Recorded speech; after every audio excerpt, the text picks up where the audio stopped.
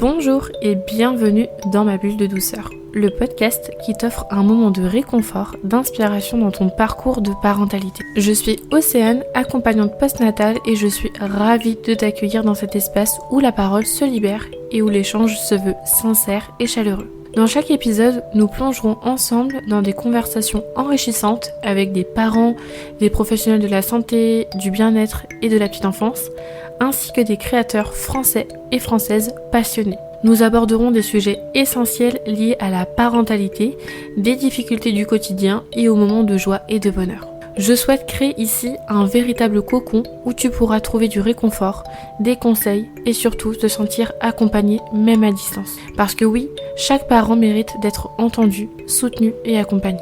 Alors installe-toi confortablement, prends une grande respiration et laisse-toi envelopper par cette bulle de douceur. Car ensemble, nous allons explorer la parentalité avec amour, compassion et bienveillance. Merci de me rejoindre dans cette belle aventure et maintenant, laisse-toi emporter par ma bulle de douceur. Bon, du coup, pour cet épisode-là, je suis vraiment hyper heureuse de vous faire rencontrer mes amis qui s'appellent Audrey et Quentin. C'est la première fois que je reçois du coup un couple sur mon podcast et ils vont vous partager un petit peu leur ressenti en tant que parents du coup d'un petit bébé de l'âge de 2 mois et demi. Donc je vous laisse vous présenter, on va commencer du coup par Audrey.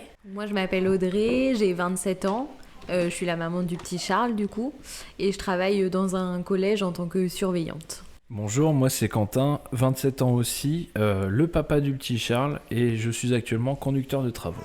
Pour commencer l'épisode, on va un petit peu resituer votre histoire. Alors comment est-ce que vous êtes rencontrés ? On s'est rencontrés au lycée quand on est arrivé en seconde au mois de septembre en 2012. Et on a fini par se mettre ensemble au bout de combien ? 11 ans ? Ouais, 11 ans. 11 ans, voilà. On a su prendre notre temps. Et vous n'êtes pas du tout remarqués quand vous étiez dans le même établissement ? Si, on est tombés amoureux direct, c'était plutôt un coup de foudre. Mais on était des bébés, donc on n'a pas trop osé et on s'est perdu de vue pendant longtemps. En 2020. Et puis, ouais, on s'est retrouvés en 2020, on a eu juste avant le Covid. Ah ouais. Et du coup, ensuite, on a parlé un peu pendant le confinement. Et puis, on a fait notre premier rendez-vous juste après le confinement. Juste après, ouais, quand on a pu ressortir. Ouais. Ah ouais. Ah, j'aurais pas pensé, tu vois, que c'était pendant le confinement. Et vous avez été un peu ensemble ou pas au moment du collège ? Du lycée ? Du lycée, pardon. Ouais. L'amourette de collégien. Ouais, de l'amourette de lycéen, ouais. Voilà, c'est ça. Notre premier vrai bisou, c'était après le confinement. Ouais. Et est-ce que vous étiez dans l'idée de vous dire tous les deux que vous étiez faits pour être ensemble à un moment donné ? Moi, je l'ai toujours su. Oui, moi aussi, évidemment. À l'époque, on pense à l'âme sœur, à l'amour fou, évidemment. Je me le suis dit aussi. Et vous étiez ensemble au lycée, du coup, un petit peu ? Ou vraiment, c'est plutôt de façon amicale, amis très proches, je dirais. Amis très proches. Voilà. Amis très proches. On était amoureux, mais sans jamais oser passer un peu la limite entre amitié et couple, vraiment. Et c'est vraiment en 2020 que vous avez décidé de vous mettre ensemble ? C'est ça ? C'était avant, mais j'ai fait mes études au Havre, donc j'étais pas là la semaine. On se parlait et tout, mais sans avoir trop la possibilité de se voir. Okay. Enfin, on se reparlait, j'avais décidé d'envoyer un message à l'époque et ça a été très compliqué de se voir. Il y a eu le Covid, il y a eu les annulations. C'était quoi les annulations ? C'était toujours les pires motifs. Je me suis demandé si on n'essayait pas de m'esquiver. C'est vrai ? Oui, j'ai annulé 3 premiers rendez-vous avant d'oser y aller, c'est vrai. Ouais. J'étais accroché.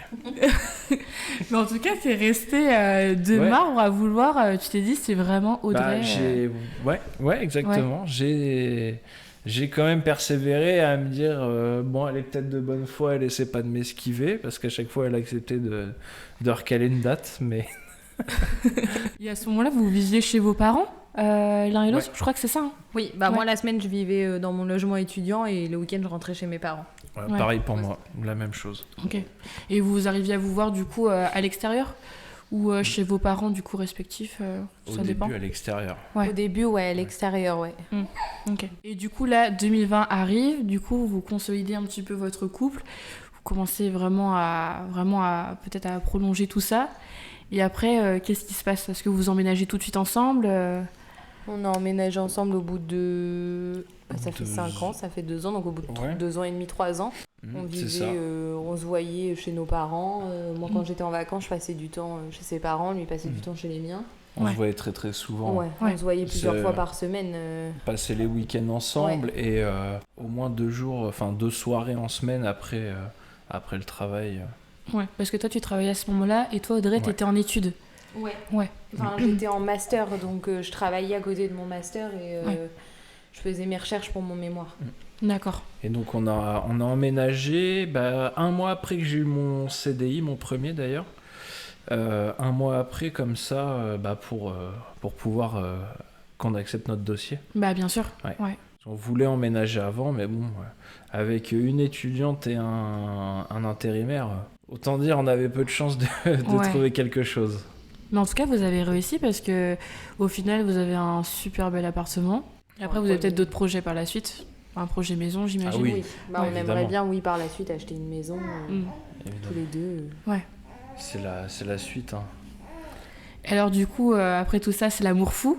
Toujours. Ouais, toujours l'amour fou. Du coup, on va rentrer un petit peu dans le vif du sujet parce que du coup, il y a Charles aussi qui nous accompagne aujourd'hui. Donc si vous entendez des petits gazouillis, des petits moments de babillage, c'est entièrement normal. Il fait partie aussi de l'épisode. C'est son épisode à lui. Parce que des années plus tard, il va écouter l'épisode, il va dire « Eh, c'est moi ça !» Clairement. Il va peut-être être plus gêné qu'autre chose. C'est ça. Et alors, du coup, pour retracer un petit peu ce moment, pour l'arrivée de Charles, est-ce que vous pouvez me raconter un petit peu le début ?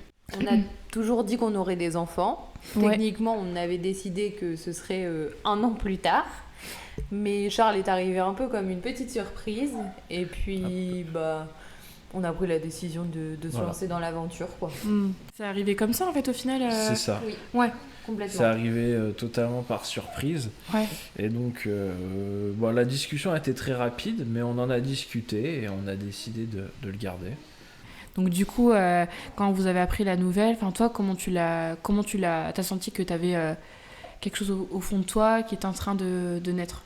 J'avais pas mal de symptômes. Déjà, je faisais 50 mètres, on avait l'impression que je venais de courir un marathon. J'étais super essoufflée. Je tombais dans les pommes dans la douche. Je faisais tout le temps des malaises dans la douche qui m'arrivent pas souvent. J'étais très fatiguée. Bon, faut savoir que je dors très peu, vraiment très peu, et là je dormais tout le temps et j'avais très mal au sein. Ça a été vraiment le plus gros symptôme. Qui t'a permis de te dire oula, il se trame quelque chose là.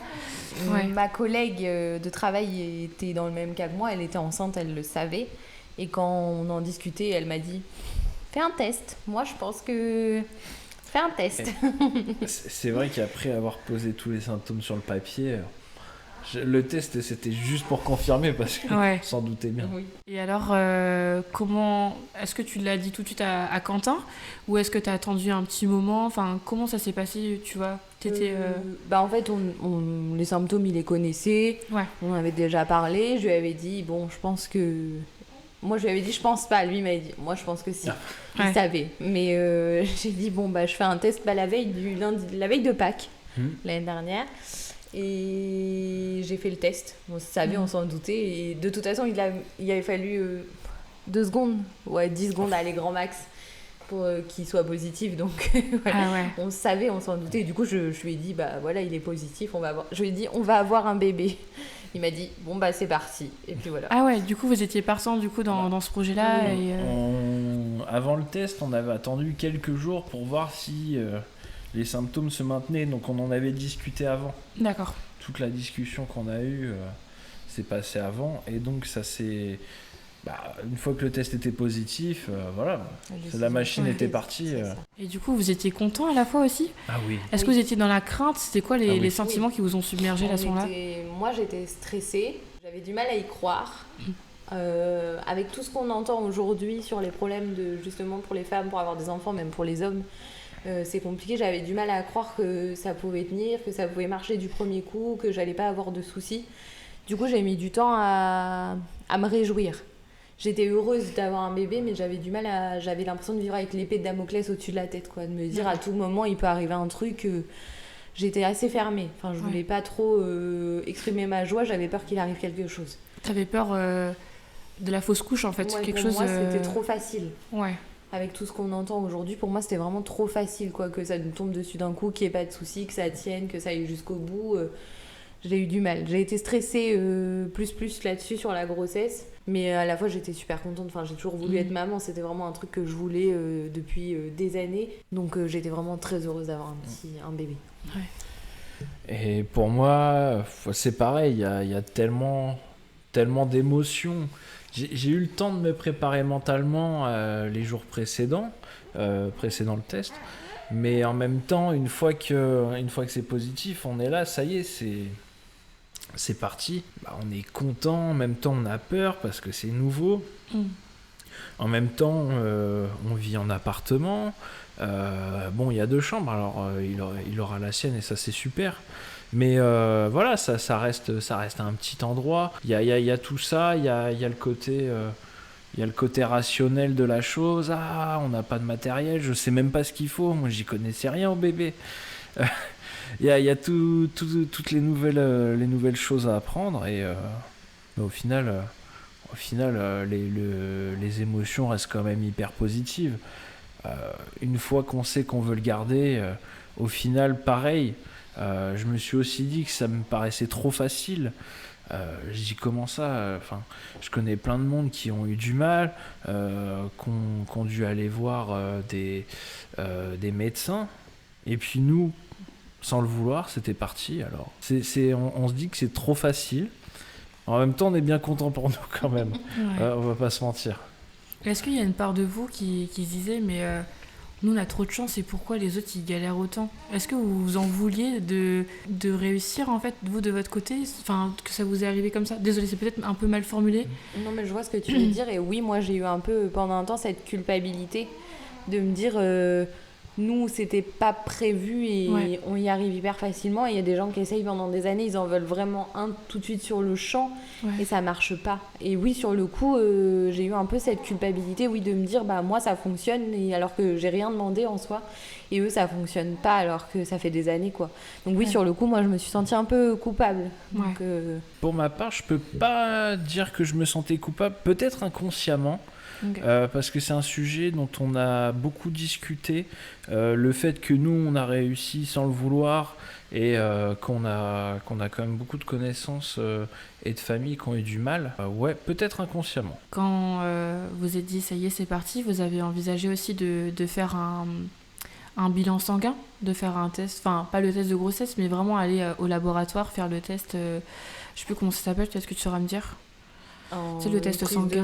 Ouais, la prise de sang, voilà. La mesure des hormones. Ouais. Bah, du coup, oui, ça, c'était du coup un dimanche. Ouais. Un samedi. C'était le samedi, donc il y a eu le dimanche et le lundi de Pâques. Donc j'ai appelé mon médecin le mardi matin. J'ai demandé une ordonnance. Je suis allée faire la prise de sang. Quand elle est arrivée, j'avais pas de surprise particulière. Ouais. Juste... ma mère qui travaille un peu dans le médical m'avait demandé la mesure des hormones, je lui avais envoyé et elle voulait vérifier que tout allait bien quoi. Et quand elle a reçu les résultats, elle m'a dit d'accord, c'est super. Et je sentais bien qu'elle me cachait un truc en fait. Ouais. Et en fait à la base il y avait 2 poches. Donc j'avais un taux d'hormones extrêmement élevé pour un début de grossesse. Ouais. Ça aurait dû être des jumeaux et donc le premier n'a pas... Il devait pas être viable, ouais. Non, il devait pas être viable parce que quand t'as fait la première écho, il était là, mais déjà c'était bizarre. Et à la deuxième, la poche était vide. Ouais. D'accord. Et ça, tu l'as perdu au bout de combien de temps, sans être indiscrète? Très rapidement. Très rapidement. Vraiment au tout début de la grossesse. J'ai appris que j'étais enceinte à 6 semaines. Ouais. Et j'ai fait la première écho donc à 6 semaines. Et je crois que la deuxième c'était 8. Ouais, je crois que c'était 9, 8. Ouais. Et déjà la poche était vide. D'accord. Donc en fait, il y avait en gros 2 poches. Du coup, il y avait Charles en fait dans une poche et dans l'autre c'était vide, c'est ça? Au début, il y avait un petit truc, mais la sage-femme nous avait prévenu quand elle a vu la poche que déjà pour elle, il y avait de grandes chances qu'elle tienne pas. D'accord, ok. Et du coup, la deuxième écho, il y avait plus de bébé. Donc après, toi, tu l'as perdu. Ouais. Et comment tu l'as vécu? Parce que ça faisait aussi partie de tes craintes, justement, que tu nous as fait part juste avant, que tu avais peur de ce genre de situation qui pouvait t'arriver. Alors comment tu l'as vécu, toi? Sur le coup, c'est un peu étrange. Quand elle me l'a dit, j'ai pas trop réalisé. C'était encore tout petit, c'était une petite boule. Et au final, j'ai eu un petit passage de culpabilité où je me suis dit peut-être que j'ai fait quelque chose ou quoi. Et au final, avec le temps, j'ai compris que non, c'est juste... il n'y aurait pas eu assez de place pour les deux. Et voilà, il y en a un qui n'a pas tenu, mais c'était pour mieux faire tenir le deuxième et que le deuxième soit en meilleure santé. Donc petit à petit, la culpabilité est passée. Mais en tout cas, tu avais vraiment besoin peut-être de ce temps-là aussi pour intégrer ce qui venait de t'arriver. Pour digérer, Ouais. Pour digérer je pense. Même si c'était clairement une énorme surprise de se dire il y avait 2 poches sur le coup. Waouh. Mais bon, elle nous avait pas laissé trop d'espoir non plus, la sage-femme. Donc ça, c'était vraiment bien de nous dire carrément, voilà, il y a 2 poches. Mais je pense pas que la deuxième est viable. Au moins, on est tombé de moins haut quand on a vu la deuxième écho. On savait, on s'en doutait. C'est ça. Et toi, du coup, Quentin, tu l'as vécu comment quand t'en a fait part, Audrey ? Voilà, pour les jumeaux. Ouais, la perte de... Est-ce que tu veux en parler ou pas ? J'ai pas grand chose à dire parce que c'est ça, la sage-femme nous l'avait dit dès le début. Je me suis pas... Ça m'a pas frappé, ça m'a pas spécialement touché, j'avoue. Ok. J'étais déjà détaché en me disant exactement, de toute façon, il vaut mieux que ça soit dans ce sens-là. Il est pas encore développé. C'était littéralement une petite boule sur les échos. Je l'ai plutôt bien vécu, honnêtement. D'accord. En tout cas, tu vois, c'est aussi rassurant d'entendre ça parce que tu vois, les personnes vont vraiment le vivre un peu différemment et je trouve que c'est aussi important de dire que parfois on peut ressentir cette émotion que tu nous partages là. Moi, de ce que je remarque aussi, c'est que vous avez été hyper bien accompagné par la sage-femme. Donc je suis vraiment ravie aussi pour vous parce que je trouve que c'est tellement important, surtout dans un projet comme celui-ci. Au fur et à mesure du coup de la grossesse, vous avez fait les échographies. Du coup, est-ce que t'as pu être présent avec Audrey ? Vous étiez tous les deux du coup ? Ouais, j'ai fait toutes les échographies. Ah, trop J'étais bien. là à chacune. Pour moi, c'est des choses qui sont quand même importantes. Ouais. Même si on le voit pas encore bien, ça reste quand même le check, voir s'il se développe bien. Je me souviens la première fois qu'on a vu les mains, qu'on a vu les pieds, c'est des moments qui restent importants quand même. Ouais. Ça vous a fait quoi du coup de le voir sur le petit écran, d'entendre le cœur battre ? Moi, le cœur, j'ai eu des petites larmichettes. Ouais. Le voir se développer dans le ventre, on réalise pas du tout. Enfin, moi, je réalisais pas que c'était dans mon ventre, que c'était un bébé qui était en train de se développer. Enfin, j'ai vraiment eu du mal. Et par contre, moi, ça me rassurait beaucoup. Genre, je sais que la veille des échographies, j'étais hyper angoissée. Je me disais, ça se trouve, il y a un problème ou quoi. Et vraiment, le voir sur l'écran, ça me faisait réaliser que tout allait bien, qu'il était bien là, qu'il se développait correctement. Et moi, j'avoue que ça me rassurait vraiment beaucoup.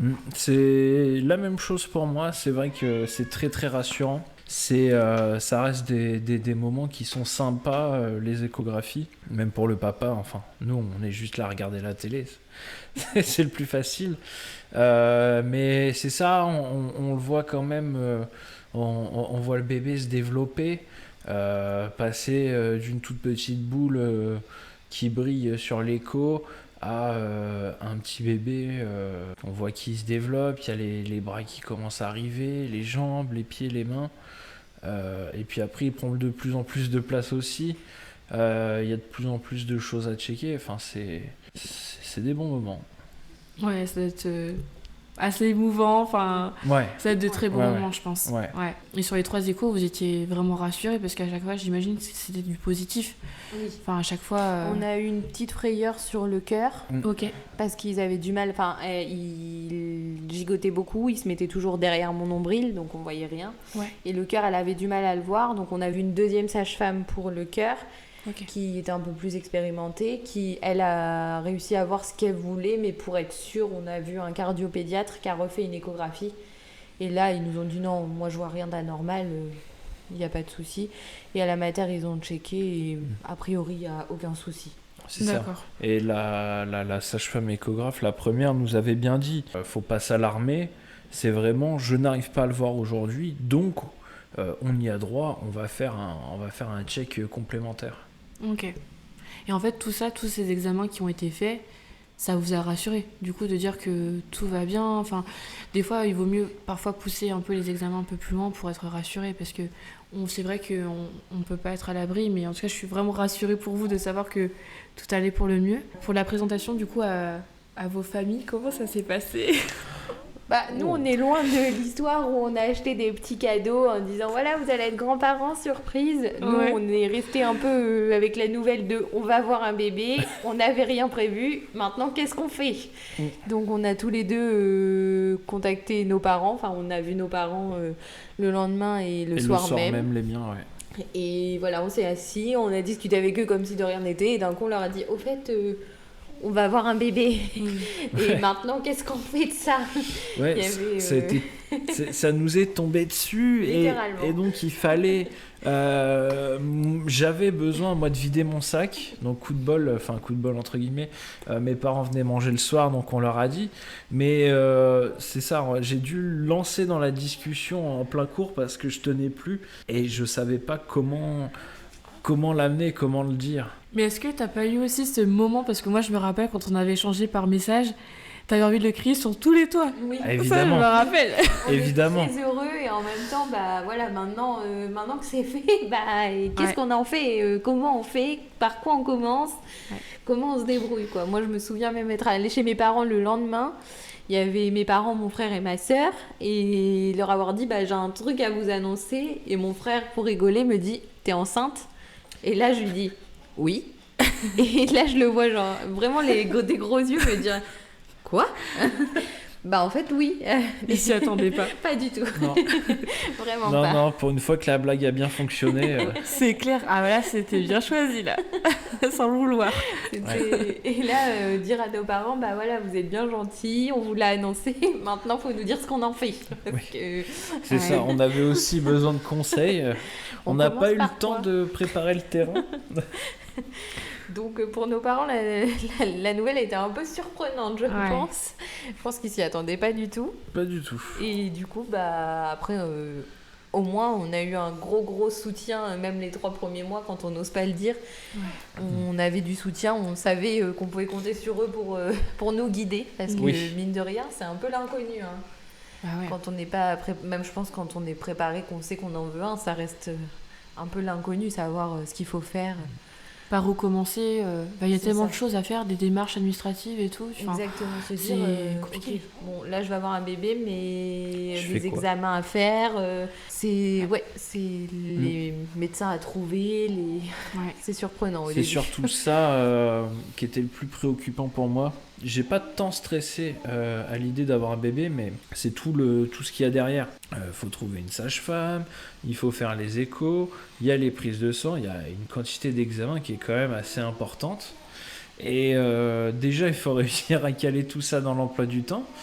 Et il faut trouver les praticiens de santé. Faut trouver le temps, les jours, les créneaux. Tous les examens où je dois être là, il faut aussi que ça soit en fonction de mon emploi du temps à moi en plus du sien. Ça c'était le plus compliqué. Et surtout trouver des praticiens en qui t'as confiance aussi. Parce que parfois c'est pas toujours évident. En tout cas, vous avez trouvé vraiment la sage-femme qui vous a bien accompagné sur tout ça. Et justement, tout au long de cette grossesse, comment toi tu l'as vécu en tant que maman et toi en tant que papa, d'un point de vue extérieur? Parce que vu que toi tu portes pas le bébé, mais comment toi tu l'as vécu avec tes sentiments, comment vous l'avez vécu ce moment pendant la grossesse? Moi je dirais que c'est un peu un moment, pour moi en tout cas, un peu hors du temps. Le corps se développe, mais c'est plus nous qui choisissons. Je veux dire, on prend du ventre, il y a plein de choses qui changent sur le corps et on s'en rend compte, mais moi qui suis très angoissée par mon corps, tout ça, là en fait j'étais plutôt contente de prendre du poids. Pour moi c'était signe que mon bébé était en bonne santé, donc je m'inquiétais pas de ça. J'étais malade, donc c'était pas forcément très marrant tous les jours. Mais c'est surtout quand le bébé commence à bouger, c'est un rapport au corps qui change complètement. C'est vraiment un moment là pour le rapport au corps qui qui est vraiment hors du temps. Il n'y a plus d'inquiétude sur je grossis pas, je dois faire attention à ce que je mange, je dois faire du sport. Non, parce qu'en fait, on grossit, mais c'est pour le bien du bébé. On fait pas de sport, mais de toute façon, on est enceinte, donc voilà. On mange ce qu'on peut manger parce qu'il n'y a pas le choix. Et on mange ce qui passe et ce qui nous fait envie. Et puis voilà, on s'inquiétera du reste après, quoi. Donc pour moi, c'était vraiment hors du temps. Pour ma part, je l'ai bien vécu. C'est plus facile de mon côté déjà pour commencer. Et j'ai pas eu les sautes d'humeur. J'ai pas subi le mauvais caractère qu'on m'avait vendu. Moi, je l'ai très très bien vécu. La seule chose, c'est au niveau alimentaire. Je devais toujours me renouveler, trouver des nouvelles recettes, parce que d'une semaine à l'autre, on passe d'une envie folle d'un certain aliment à j'en veux plus jamais de ma vie. Et là, c'était quoi l'aliment ? Ah, il y en a eu plusieurs. J'ai eu une grosse phase cordon bleu purée mousseline, où vraiment je ne voulais manger que ça. Pendant 3 semaines, on ne mangeait que ça. Qu'est-ce qu'il y a eu d'autre ? Les glaces. Les glaces. J'ai mangé beaucoup de glaces. Les Kinder. Les Kinder Pingui. Les Kinder Pingui. J'aurais dû acheter des actions. Ouais, j'en mangeais 10 ou 12 par jour des fois. Les Kinder Pingui. L'origan, je ne supportais plus. Ah oui. Et même là, presque 3 mois après l'accouchement, je ne peux plus l'origan. T'as vu ta phase pâte au début aussi. Ma phase pâte, ouais, aussi. Et après, elle n'a plus voulu de pâte pendant les 6 prochains mois. Oui. Les raviolis, j'ai mangé beaucoup de raviolis. Oui, les raviolis, ouais. La ratatouille. La ratatouille aussi, ouais. Sauf qu'en fait, tout ce qu'on a listé là, une fois que la phase était passée, elle n'en voulait plus. La liste devient très courte un moment. Il était temps que l'accouchement arrive. Ah oui, à un moment, je ne savais plus quoi faire à manger. C'est vrai. Ouais, sinon, c'était... Voilà, après, on peut pas appeler ça une grosse contrainte. Hein. Mis à part que je me creusais la tête pour trouver des recettes. Ça va. Ça va, on le vit bien. On le vit très très bien. Ouais. Après, là où ça a vraiment pris une autre tournure, c'est les premières fois que je l'ai senti bouger. C'était par pur hasard, j'avais mon bras au-dessus du ventre et d'un coup je sentais des bouloup, bouloup. Je dis ah, tiens. Et c'était les premiers coups que je sentais. Et bon, je pense que ça, on s'en rappelle toute la vie. Et c'est à quel moment vous vous êtes dit je vais devenir papa, je vais devenir maman ? C'est à quel moment du coup ? Le jour de l'accouchement. Et encore, je dirais même le lendemain. Quand on le voit dans le petit lit, que la sage-femme arrive et qu'elle dit c'est l'heure du sein. Ah, c'est à moi. Oui, d'accord. Oui, c'est moi la maman. Voilà. Pas avant. Parce que c'est, même s'il est là, même s'il grossit en soi, je pense que c'est pas facile de réaliser avant qu'il sorte. Et même le jour de l'accouchement, quand ils me l'ont mis sur le ventre, j'avais du mal à réaliser que c'était le bébé qui avait poussé dans mon ventre pendant 9 mois. Ouais. C'est impressionnant. Je pense que c'est un flot d'émotions. Et vraiment, moi, je crois que j'ai réalisé. Et encore, des fois, je me dis encore, et oui, j'ai un enfant. Ouais. Donc, je pense que la première fois que je me suis dit, je suis maman, c'est vraiment le lendemain de l'accouchement en me disant, waouh, c'est mon bébé. Moi, je me suis dit, je vais être papa le jour où j'ai vu le test. Enfin, je me le suis dit quelques jours avant, quand il y avait la liste de symptômes. Je commençais déjà à me faire les scénarios dans la tête, à me dire comment ça va se dérouler, si ça va comme ci, si ça va comme ça. Après, c'est le moment où on se dit, le moment où on réalise, en effet, c'est le jour de l'accouchement. Enfin, c'est même après l'accouchement. Parce que quand on le voit au début, c'est ça. Tu comprends que c'est le tien. Tu comprends qu'il va partager ta vie à partir de maintenant. Mais c'est tellement nouveau qu'en même temps, on se dit, non, c'est pas possible. Ouais. Et si, en fait, il est encore là aujourd'hui. En fait, c'est parce que c'était concret pour vous. Oui. Vous l'aviez en fait dans vos mains, enfin dans vos bras, je veux dire. Et du coup, tout d'un coup, vous avez réalisé que vous étiez parents tous les deux, quoi. C'est ça. Ouais. C'est, quand il est dans le ventre, il bouge, il est mignon, mais en fait, il n'y a rien à faire en soi. Ça se fait tout seul. Donc, ce rôle de maman, il est encore abstrait. Mais quand il sort, c'est toi qui t'en occupes. C'est toi qui dois tout gérer pour lui parce qu'il est trop petit. Et je pense que c'est là que tu réalises vraiment, c'est mon bébé, je suis maman. Sur le coup, ça fait bizarre. Et est-ce que vous avez rêvé un petit peu de l'enfant que vous alliez avoir un petit peu brun, blond, ou enfin je sais pas, tu vois, un peu avec les yeux verts, ou il serait un petit peu comme ça? On n'avait qu'une certitude, et qui est même pas encore tout à fait réalisée, c'est qu'il serait roux. Ouais. Parce que du coup, avec mes cheveux, on n'avait pas trop de Oui. questions là-dessus. Mais sinon... Sinon, non. Non, je me suis pas fait de... Non, pas trop de ton côté? Non, pas spécialement. Non, non, très pragmatique, quoi. J'attendais de voir à quoi il ressemblait. Ouais. Et même moi, finalement, que j'étais tellement angoissée qu'il arrive un truc que je pense que je l'ai pas fait. Je me suis pas imaginé. J'ai attendu que ça passe. Les étapes passent. Et puis, petit à petit, je me suis un peu plus ouverte à tout ça. Mais au début, j'étais un peu trop angoissée pour imaginer. Je me disais, si je l'imagine, qu'il se passe un truc, ce sera trop dur. Donc j'ai préféré garder ça un peu dans un coin de ma tête. Et au final... à part qu'il aurait les cheveux roux, on n'avait pas trop de... Ouais, d'a priori, Non. enfin, du moins des détails un peu rêvés sur bébé Charles, quoi. Non. Donc du coup, la grossesse s'ensuit, bébé Charles grandit. On va parler du coup au moment de l'accouchement. Alors comment est-ce que ça s'est passé, où tu t'es dit là c'est le moment, il faut partir à la maternité? J'avais pas eu de contraction de la grossesse. Moi, j'en ai vraiment eu aucune. Pas de fausse contraction. J'avais d'ailleurs demandé plusieurs fois, j'avais eu quelques douleurs dans le ventre. Demandé à ma mère, est-ce que tu crois que c'est des contractions? Ma mère me disait, non, tu le sauras. Et ça m'énervait d'ailleurs d'entendre ça, tu sauras quand c'est des contractions, parce que on nous dit ça, mais bon, c'est pas facile, quoi. Et en fait, quand j'ai eu ma première contraction, j'ai su que c'était une contraction. C'était dans le garage, dans le garage de l'immeuble. Un mercredi soir, et j'ai bien senti. Je suis rentrée dans la voiture, j'ai dit à Quentin, j'ai eu une contraction. Il m'a dit, t'es sûre? J'ai dit, oh, je suis sûre que c'était une contraction. J'ai su, comme tout le monde m'avait dit, j'ai su que c'était une contraction. Et puis au final, le mercredi, jeudi, sur le coup, ça n'a rien donné. Et puis le jeudi soir, ça a recommencé. Et là, dans la nuit, j'avais téléchargé une application qui dit, en fait, qui compte les contractions. Et qui dit, bah voilà, là vous en êtes à tel moment. Et l'application a commencé à me dire, vers 3h du matin, il va falloir penser à aller à la maternité. Moi, je me suis dit, bon, j'attends quand même qu'il me le dise une deuxième fois pour être sûre. Et il me l'a dit une deuxième fois. Et pour le coup, j'ai réveillé Quentin. Ouais, c'était pendant la nuit, c'est ça? Ouais, il était 3h30 quand je t'ai réveillée. 3h30, ouais.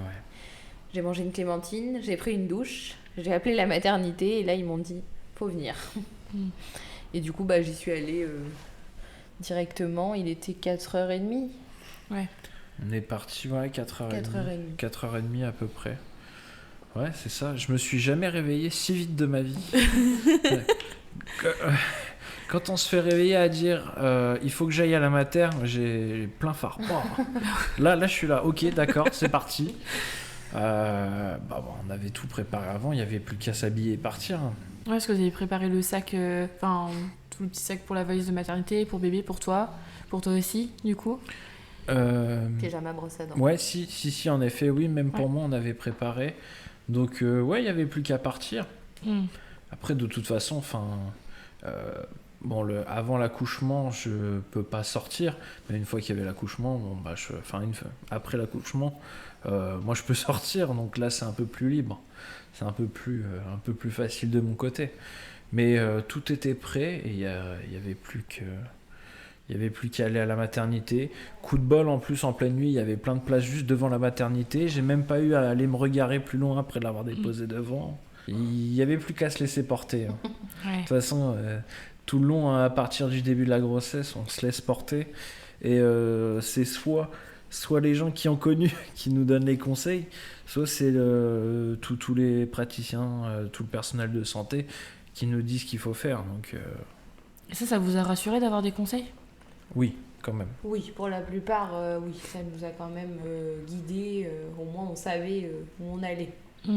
Ouais, si, c'est... On n'a pas eu de conseils comme certaines peuvent avoir, de conseils de gens qui ont déjà eu des enfants et qui, savent parfois tout mieux que tout le monde. On n'a pas eu ça. Nous, on a vraiment eu que du soutien, des gens qui savaient, qui étaient déjà passés par là et qui, du coup, nous disaient, là, il va se passer ça. On a vraiment plutôt eu des choses comme ça. C'était plutôt positif. Ouais, c'est ça. On n'a pas eu toutes les mamans parfaites qui te disent comment tu dois faire et sinon tu es un tortionnaire et tu mérites de te faire enlever ton enfant par la DAS. Il y en a des comme ça. Ouais. Mais on n'a pas eu tout ça, on a vraiment eu des gens qui étaient là bienveillants à nous écouter et à nous dire exactement ça va se passer comme ça. Donc après moi j'ai fait ci mais tu peux faire autrement machin. Il y a pas tu fais ça et puis c'est tout. Ouais, c'était pas directif quoi. Ouais. C'était Exactement. vraiment vous ferez comme vous pouvez, enfin voilà. Et du coup quand vous arrivez à la maternité, du coup ils te font un peu une dilatation pour voir un petit peu à combien tu es. Vérifie, ouais. Moi, je suis arrivée, j'étais à 3. Ok. De toute façon, ils disent qu'en général, si on n'est pas à 3, ils nous renvoient chez nous. Donc moi, j'étais à 3 piles, heureusement. Et après, ça a été très vite au final, parce qu'on est arrivé à 4h30. À 5h30, ils me faisaient la péridurale. D'accord. Donc en soi... C'était un souhait de ta part de l'avoir ? Moi, je voulais la péridurale. Ouais, d'accord. Je ne veux pas accoucher sans péridurale. Ouais. Non. Et du coup, ce moment-là, est-ce que t'as réussi, enfin ton col a réussi un petit peu à s'ouvrir ou est-ce que ça a pris un peu plus de temps de ton côté ? Ça a pris un peu plus de temps. Je suis arrivée à la maternité à 4h30 le vendredi. J'ai accouché le samedi matin à 2h42 du matin. Ouais. Donc ça a été très long. Ça a duré du coup combien de temps au final ? 22 heures à la maternité à la louche et 30 heures de travail au total depuis le début des contractions à la maison. Ouais. En tout, Ouais, 24 heures de péridurale. Ouais, ça a été long pour toi j'imagine. Hein. Non ? Oui et non, parce que encore une fois, c'est hors du temps. C'est quand on recalcule après qu'on se dit non, c'était long quand même. Mais en soi, c'est notre bulle en fait. On est en salle de travail, on attend que ça se passe, on voit les sages-femmes, on voit une équipe, 2 équipes, 3 équipes. Donc c'est là qu'on comprend que le temps tourne un petit peu. Et puis bon, par la fenêtre, on voit quand même la nuit, le jour qui se lève, le jour qui se couche à nouveau, la nuit. Donc là, on réalise un petit peu que le temps passe, mais c'est un autre espace-temps. Ouais. On est entre nous... je dirais que j'ai pas vu ces 24 heures passer en fait. C'est vraiment en recomptant après, je me suis dit, en fait c'était quand même très long. Mais en soi, non, sur le coup, je réalisais pas parce que déjà j'avais très peur de l'accouchement, donc en fait, plus ça mettait de temps, plus je me disais, bon, tant mieux, c'est pas pour tout de suite. Et puis au final, une fois que la machine est lancée, de toute façon, on peut pas reculer, donc il faut y aller quoi, donc il n'y a pas le choix. Donc au final, non, moi j'ai pas trop vu le temps passer, ça m'a pas paru long. Ça l'a été un peu plus pour moi quand même, mais pas aussi long que... comment dire ? Les 22 heures dans la salle d'accouchement sont passées beaucoup plus vite que 22 heures sur un jour classique. Mais c'est vrai qu'on se rend compte que c'est hors du temps, mais en même temps c'est ça. Voir les équipes commencer, finir leur journée, le jour se lever, la nuit arriver... C'est ça qui nous remet un peu les pieds sur terre, qui nous dit attention, on voit que le temps passe, mais on le voit pas pareil. C'est différent, c'est vraiment différent. Et puis bon, on a fait, moi j'ai fait une demi-nuit avant, on a fait des siestes aussi un peu, une demi-heure par-ci, une heure par-là, quand on avait de la chance. Il y a pas grand-chose, mis à part l'horloge, qui nous ramène à la réalité. Et pendant tout ce temps, le temps d'attente, vous avez fait quoi ? Vous avez marché un peu ? Vous avez... Non, tu peux pas marcher une fois que la péridurale est posée. D'accord. Donc en fait, tu peux rien faire, t'es coincé. Ouais. Donc on a joué au Uno. J'ai jamais été aussi forte au Uno que ce jour-là d'ailleurs. Moi qui perds toujours, là j'ai gagné plusieurs parties. Ah ouais. On a joué au Uno, toi t'as mangé. Oui, j'avais faim. Ouais. Et on a papoté, on a discuté avec les sages-femmes. On a attendu que le temps passe un petit peu. On a fait deux siestes, une ou deux siestes. Ouais, une ou deux petites siestes. Vite fait comme ça. Voilà, entre le passage des sages-femmes. On a fait beaucoup de Uno. Ouais, on a bien joué. Beaucoup de Uno. Là, ouais. Je pense que je vais pas y rejouer avant un moment. J'ai eu ma dose. Et du coup, après, quand c'était le moment d'accoucher, qu'est-ce qui t'a été proposé ? Du coup, c'était l'accouchement par voie basse, c'est ça ? Oui, accouchement par voie basse, ouais. Alors du coup, comment ça s'est passé ? Comment tu l'as vécu ? J'étais très angoissée, mais en fait, j'ai, entre guillemets, pas vu le coup venir parce que... donc en fait, ils disent qu'au bout de 3 heures de dilatation à 10, il faut y aller. Moi, on m'a proposé de l'acupuncture pour faire descendre le bébé. Et en fait, la sage-femme m'a dit je reviens dans 20 minutes et a été appelée sur un accouchement en urgence. Et du coup, j'ai réussi à m'assoupir et je me suis réveillée au bout d'une heure en me disant ça fait une heure en fait que je suis là, donc j'ai appelé la sage-femme. Elle arrivait en s'excusant, en me disant désolée, j'ai été appelée sur un accouchement. On lui dit c'est votre travail malheureusement, donc il n'y a pas de souci. Et là, elle m'a dit ça fait 3 heures, on y va. Moi, je lui dis on y va. Elle me dit bah oui, on va pousser. Non. Et en fait, si. Et bon, là, l'angoisse est montée d'un cran quand même parce que j'avais peur. Franchement, j'avais peur d'avoir mal, j'avais peur que ça se passe mal. Et j'ai poussé. Oui. Et puis après, juste le bébé ne descendait pas, donc ils ont appelé la dame pour la ventouse. D'accord. Donc, il est sorti. Oui, c'est une gynéco. Pour la ventouse. Donc il est sorti avec la ventouse. Et du coup, ça a été pour toi ? Enfin, t'as pas senti, vu que t'avais la péridurale un petit peu ? Ça fait une sensation un peu étrange. Parce que la tête du bébé, elle appuie pas trop au début. Quand on pousse, et comme il remonte, il redescend. Ouais. Et en fait, là, le poids de la tête, c'est d'un coup. D'accord. C'est pas par étapes, c'est vraiment d'un coup. Parce que du coup, ils accrochent sa tête pour qu'il reste en place, quoi, qu'il descende. Donc, c'est assez... Je dirais pas que j'ai eu mal... Mais c'est impressionnant comme sensation. Je pourrais pas décrire ce que j'ai ressenti, mais j'ai pas eu mal en soi, mais c'est vraiment très impressionnant. Et ça a été du coup au niveau de la poussée, tu t'es sentie à l'aise ? Est-ce que... À l'aise, je sais pas si c'est le mot. C'est physique, c'est vraiment physique. Ouais. C'est vraiment très très très physique. J'aurais pas imaginé à ce point-là. Je pense que 45 minutes, ils disent qu'on a 45 minutes, après ça passe en césarienne. Je pense qu'il faut pas plus. C'est vraiment c'est très physique, très fatigant, vraiment épuisant. Et toi, tu l'as vécu comment, Quentin, d'un point de vue extérieur ? Moi, je le vis bien, dans le sens où c'est pas moi qui bosse. Donc j'étais là à la soutenir, à l'encourager, à lui dire que c'est bien. Mais ça s'arrête plus ou moins à ça. Si, avec le brumisateur aussi. Je faisais attention au délai pour envoyer des doses de péridurale aussi. Mais voilà, j'étais plus en soutien. Je soutenais plus qu'autre chose. Mais c'est déjà super bien. En plus, t'étais impliqué dedans. Moi, je trouve ça vraiment chouette et je pense que ça a dû vraiment te rassurer qu'il soit présent, qu'il t'aide dans tout ça, qu'il soit vraiment impliqué dans toutes ces démarches. Je sais pas si j'aurais pu le faire toute seule. Je voulais qu'il soit là et sans lui, je sais pas si j'aurais pu y arriver comme ça. Je pense que ça aurait été beaucoup mentalement, moralement, ça aurait été trop dur. Je pense que, moi, j'ai vraiment eu quelqu'un, même tout au long de la grossesse et même après la grossesse, moi, j'ai quelqu'un qui me soutient, qui est là, qui s'occupe de tout, qui gère même là la nourriture pendant la grossesse. Et pourtant, parce que j'ai pas été quelqu'un de désagréable pendant la grossesse, comme on te l'avait dit, même le jour de l'accouchement, au final. Non, pas du tout. Alors là... Moi, mais vraiment, oui, la nourriture, quelqu'un qui fait toute la nourriture, quelqu'un qui, le jour de l'accouchement est là, gère tout ce qu'il y a autour, en fait, pour que j'ai vraiment juste à me concentrer là-dessus, c'est un gros, gros plus. Ouais. C'est moi, les femmes qui arrivent à le faire seules, je sais pas comment elles font, moi, je leur tire mon chapeau, moi, je ne pourrais pas. Pour moi, c'est vraiment c'était indispensable et je suis vraiment contente de l'avoir eu avec moi. J'aurais pas pu faire sans. Et ça, ce sont des choses que vous avez vues en préparation à l'accouchement ? Ou est-ce que c'est venu instinctivement où tu t'es dit « Ah bah tiens, je vais faire ça pour l'aider », tu vois ? Les deux.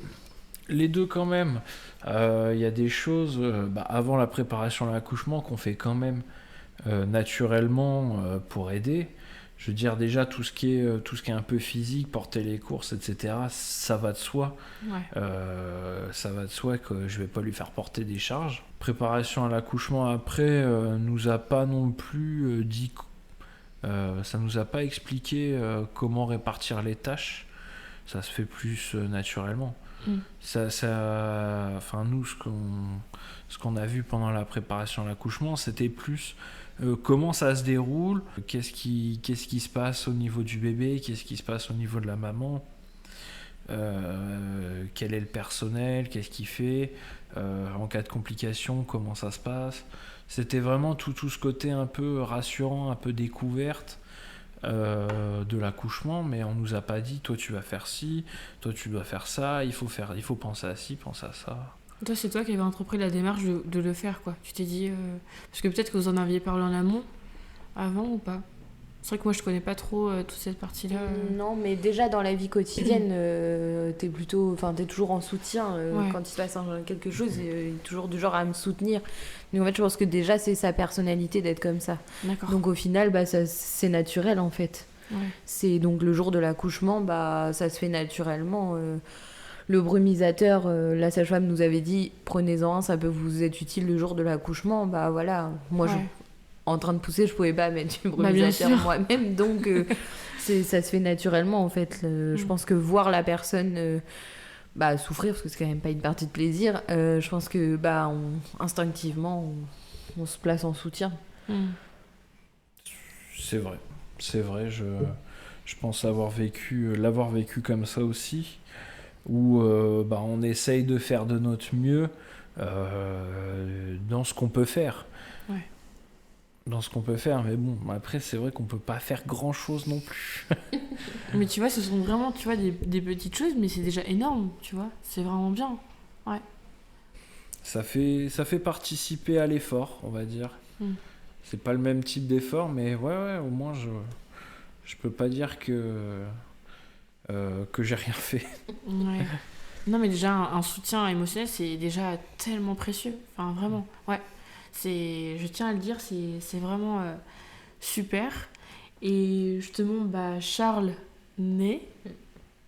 Ça a été quoi cette émotion qui vous a traversé à ce moment-là? C'est spécial.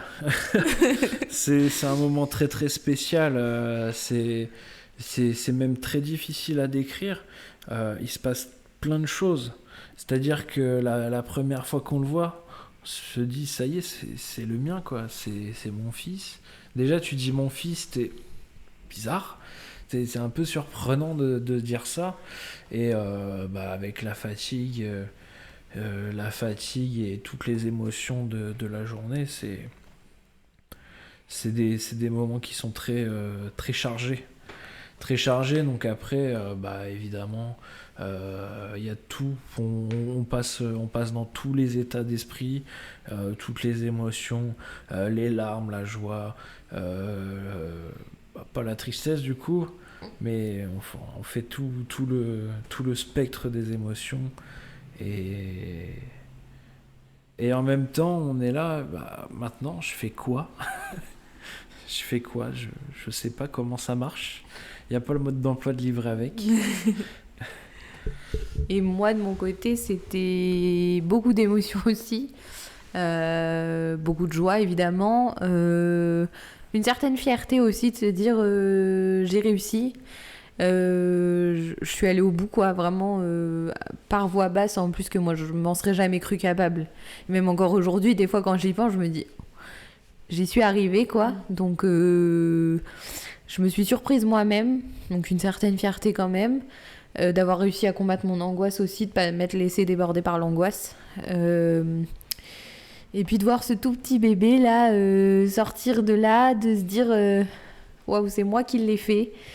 Je pense que c'est quand même assez... c'est impressionnant aussi. Et ouais, il y a un peu aussi une angoisse qui naît de se dire est-ce que je vais y arriver quand même, parce que c'est tout petit, hein, quand ça sort c'est tellement petit, c'est waouh, ouais, ça fait beaucoup d'émotions sur le coup, waouh, et de la fatigue, une grosse fatigue, avoir qu'une hâte de rentrer dans sa chambre et dire ok, je dors juste 2 heures, au moins ça va me faire du bien, quoi. C'est vrai.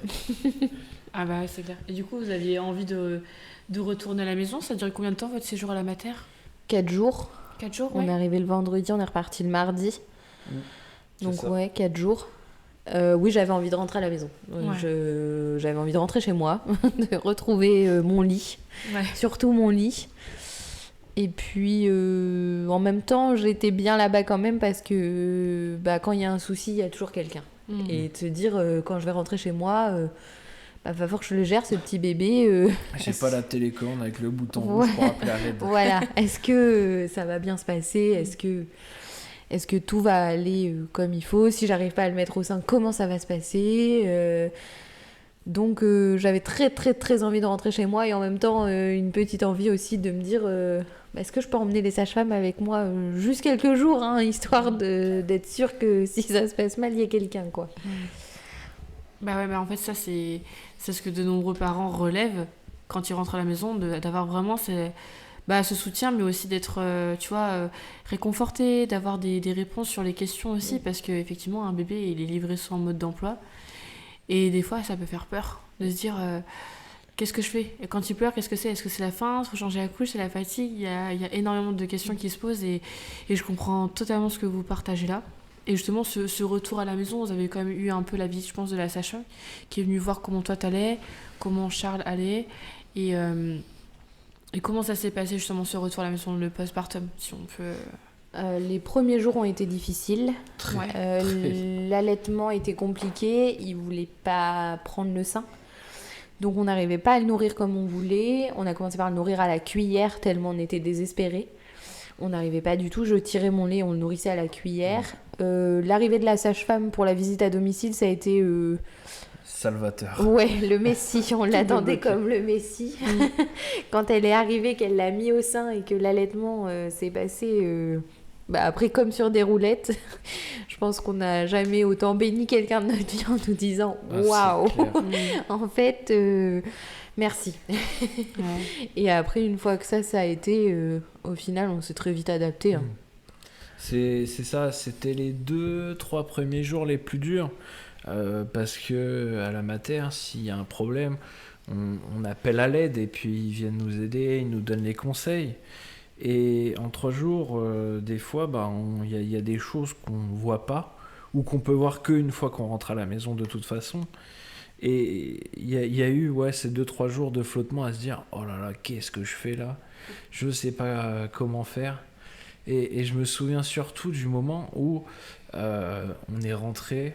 J'ai vidé la voiture, posé les valises à côté de la porte et là je dis mais maintenant on fait quoi ? On fait quoi ? Et bon après naturellement ça se fait mais petit passage à vide à ce moment-là. Et c'est quoi que vous auriez eu besoin là ? Du coup c'est une sage-femme qui soit là dès que vous avez besoin quoi. C'est quoi ? Vous avez ressenti de la peur ? C'est de la crainte, mais je pense que c'est une crainte naturelle, c'est apprendre à gérer son bébé tout seul, parce que finalement quand il naît, on a une ribambelle de gens autour de nous, et c'est se prouver à soi-même que on en est capable en fait. C'est arriver chez soi, effectivement, on est tout seul. Donc le fait qu'il y ait déjà il y ait le passage de ces sages-femmes à domicile, je trouve que c'est super, parce qu'effectivement... quand elles passent, toutes les questions qui se sont enchaînées pendant 3 jours, ou 2 jours, parce que ça dépend des sages-femmes, elles peuvent y répondre et nous montrer que voilà. Mais c'est 3 jours où, oui, effectivement, on est dans la crainte, mais c'est 3 jours qui sont nécessaires au final, parce que c'est se prouver à soi-même qu'effectivement, une fois rentré chez soi, on peut gérer ce bébé. On est capable d'être des parents. C'est ça, et puis de toute façon, à un moment ou à un autre, on allait se retrouver tout seul et il vaut mieux que ça soit maintenant. Et puis après on avise. Après on avait la chance, la sage-femme était quand même plutôt disponible. Si on avait des questions, elle nous répondait. Il n'y avait pas besoin de rebooker un rendez-vous, attendre 2-3 jours dans le stress et la galère. Donc ça aide beaucoup. Ça aide quand même pas mal d'avoir quelqu'un qui sait procéder et qui reste disponible pour nous aiguiller, nous conseiller et puis nous aider tout court. Ah c'est clair. Aujourd'hui, Charles, il a 2 mois et demi. Comment vous vous sentez maintenant en tant que parent ? Moi, je suis plutôt épanouie dans mon rôle de maman. Je trouve qu'on ne gère pas trop mal. Il y a encore des moments où des fois on se dit ok, là il pleure, je comprends pas. On est passé par les pleurs de décharge. Les pleurs de décharge sont impressionnants. C'est plus de la patience qu'autre chose, parce qu'au final de toute façon on peut rien faire à part être là et lui montrer qu'on est là et qu'il est en sécurité. Mais je trouve qu'on se débrouille pas mal. Franchement, on gère plutôt bien. Quand il y a quelque chose qui va pas, on le prend en compte assez vite. On s'adapte à lui très facilement. Moi, je me sens bien. En tout cas, je me sens épanouie dans mon rôle de maman. C'est pareil pour moi, honnêtement. Je le vis très très bien quand je vois comment Comment on a commencé et comment on est aujourd'hui, tout est sur des roulettes, hein, plus ou moins. C'est ça, mis à part les pleurs de décharge où les premières fois, on sait pas quoi faire. En fait, il n'y a rien à faire, donc dans tous les cas, ça n'aurait rien changé. On est quand même aussi sur un bébé qui est facile à vivre, il faut le dire. Faut le dire, là il est en train de dormir à côté de nous, par exemple. C'est quand même, entre guillemets, le plus facile pour nous, pour certaines personnes. Hein. Et puis, il a fait ses nuits quand même très rapidement. Enfin, il faisait quand même 6-7 heures d'affilée sans biberon la nuit. Donc moi, j'ai pas eu cette phase aussi où certaines mamans sont vraiment épuisées parce que les nouveau-nés ne veulent pas dormir ou quoi. Donc moi, j'ai pas eu vraiment cette phase d'épuisement total où il faut se lever plein de fois la nuit. On se relayait aussi. Ouais. Il y a eu 2-3 nuits difficiles, mais... franchement, pas tant que ça. Ouais, mis à part, c'est ça, les nuits où il voulait pas dormir tout seul, donc il fallait qu'il soit sur nous, pas à côté, sur nous. Donc là, on se relayait. Je le prenais, je faisais la première partie jusqu'à 5h du matin, puis je te le redonnais, j'allais dormir, et je me réveillais à des heures aléatoires de toute façon. C'est les premiers jours, c'est complètement c'est complètement hors du temps. Ça l'a été pour moi. Il y a des jours où on se couchait à 22h, on se réveillait à 8h. Il y a des jours où je me couchais du coup à 5-6 heures du matin, je me réveillais à 8h aussi. Ça ne ressemble à rien. Donc en fait, la perception du temps, elle est complètement à l'envers. Et je pense que les 2 premières semaines, j'ai rien vu. Clairement, je me souviens même pas à qui j'ai annoncé la naissance du bébé, tellement j'étais parti, quoi. Bon, en tout cas, c'était trop beau, et à la fois, j'ai le sentiment aussi que déjà vous étiez proches, mais je trouve que ça vous a encore plus renforcé dans votre couple. Et là, on parle des bons moments, mais est-ce que vous avez vécu des moments plus difficiles ou pas ? En couple, tu veux dire ? Ouais, en couple. En tant que parent. J'ai pas l'impression.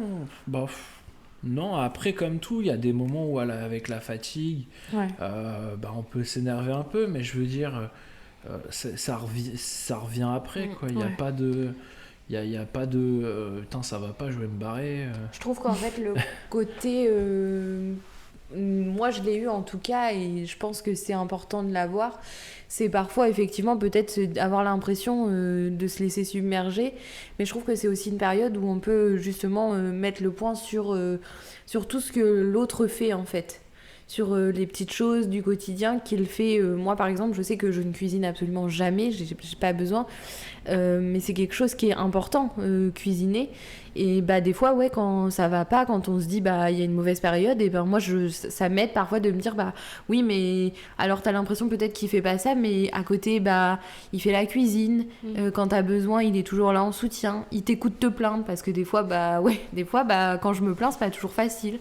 Il est toujours. Je pense que c'est aussi un moment pour se rappeler de toutes les petites choses que on voit pas forcément au quotidien, mais que la personne fait. Et moi, ça m'aide des fois de me dire, quand je suis en colère, de me dire, attends, redescends, t'as vu tout ce qu'il fait derrière, voilà, là il a pas fait ça, mais là d'habitude il fait ça. Et ça aide à remettre les pieds sur terre et à éviter les disputes et à se dire, là je me suis vraiment énervée pour rien, ça servait à rien. Enfin, plutôt que de mettre le point sur ce qu'il fait pas, plutôt mettre le point sur justement ce qu'il fait. Ouais. Et moi j'ai pas à me plaindre, il fait beaucoup plus de choses qu'il n'en fait pas, donc voilà, moi ça m'aide. Je fais pas le linge, c'est vrai, je plaide coupable. Oui, mais tu fais la cuisine. chacun son lot. Après, ça c'est propre à chacun. Mais moi la cuisine, ça me dérange absolument pas, au contraire. Donc, je peux me mettre à cuisiner pendant 3 heures, ça me dérange pas.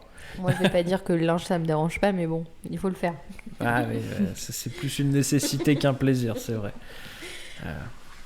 Mais après nous on s'est quand même pas mal partagé les tâches entre nous, donc forcément le but c'est que c'est un travail d'équipe. Donc après chacun s'organise différemment. Nous on a séparé des tâches. Il y en a certaines qu'on alterne, certaines où je fais pas du tout et toi tu vas pas faire certaines choses. c'est le mode de fonctionnement qui détermine. Et je pense pas qu'on ait eu de période... Enfin, moi, j'ai pas eu de période vraiment difficile où... En couple, en tout cas, pas du tout. Non, je pense pas non plus. Il n'y a pas eu de moment difficile. Même honnêtement, le postpartum, c'est quand même plutôt pas mal passé.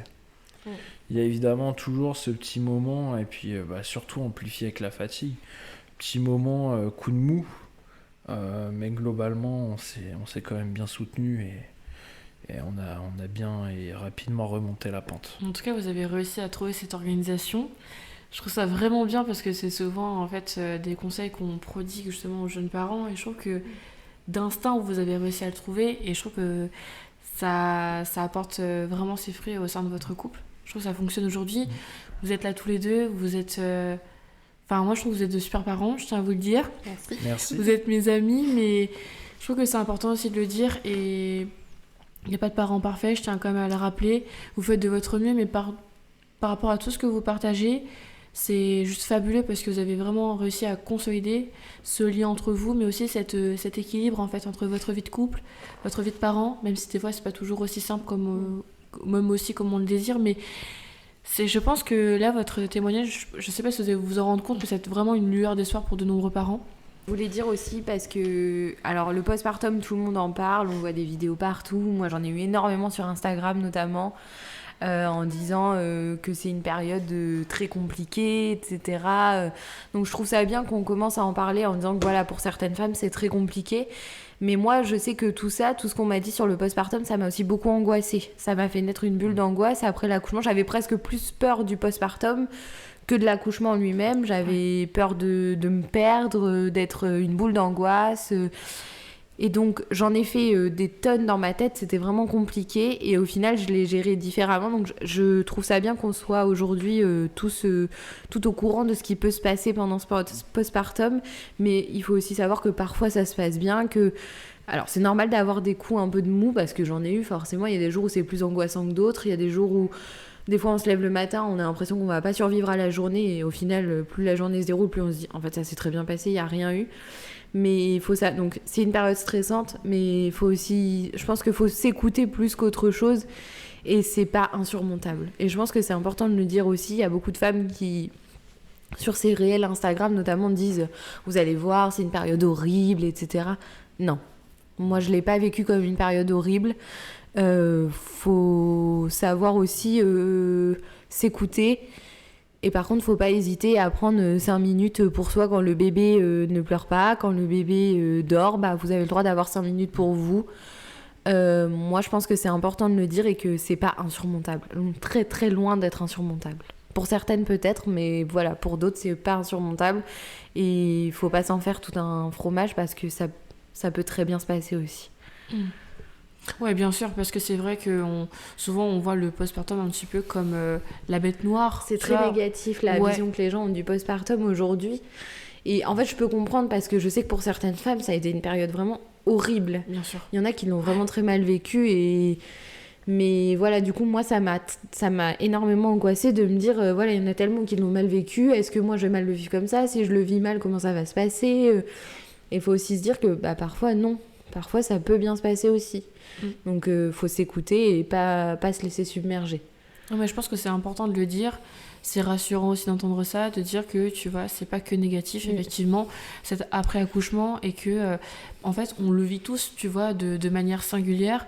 Et je pense que ça, c'est d'autant plus rassurant, parce qu'effectivement, nous, l'être humain, on a tendance à toujours amener le négatif, parce qu'on a besoin aussi de partager, ça reste un moment précieux de la vie. Mais je trouve que c'est aussi important de dire, moi je l'ai vécu comme ça, et c'est possible que toi aussi, peut-être que tu vis comme ça, ou peut-être pas, ou peut-être différemment, mais aussi apporter du positif malgré tout dans tout ça, parce que c'est vrai qu'il y a eu tellement de choses négatives qui ont été prodiguées autour de ce sujet-là, qu'en fait, peut-être que, tu vois, ça est dur aussi à encaisser, parce qu'on se dit, je vais sûrement passer par là, et tout de suite, les craintes, elles sont présentes, tu vois. C'est ça. Et donc, je pense que malgré tout, à travers tes mots, c'est rassurant. Donc merci d'en parler et t'as bien fait de me dire tiens, j'ai besoin d'en parler. Je me souviens très bien quand j'étais venue vous voir, tu m'en avais parlé et j'ai senti que c'était quelque chose qui t'avait touché. Donc merci d'en faire part. Ouais. Pour moi, je pense que c'est important effectivement de ramener du positif. C'est forcément une période qui est pas facile parce qu'on apprend à découvrir déjà ce que c'est que d'être mère, découvrir son bébé, parce que tout va passer par lui maintenant, tout notre monde change finalement, il tourne autour de lui, donc c'est forcément pas une période facile, mais moi je l'ai pas vécu du tout de manière négative, au contraire, ça a été plutôt positif. J'ai pas eu de grosses périodes où je me sentais mal ou quoi, au contraire, je pense que ce nouveau rôle, il faut aussi savoir se dire que, alors oui, parfois, on n'est pas bien, mais ça peut très bien se passer. Et moi, pour le coup, ça s'est très bien passé. Tout n'est pas négatif dans le postpartum. Voire même, pour certaines, c'est le contraire. Moi, je l'ai plutôt très bien vécu. Ouais. En tout cas, c'est important que tu le partages, donc merci de prendre le temps. Je pense que ça va peut-être aussi rassurer, tu as d'autres parents qui vont l'entendre aussi, parce que peut-être qu'ils vont se sentir mal à ce moment-là, et le fait d'entendre un témoignage comme le vôtre, ça va être rassurant. Alors du coup, pour finir l'épisode, est-ce que vous avez envie de transmettre des mots ? Qu'est-ce que vous avez envie de partager justement à ces parents qui vont écouter cet épisode ?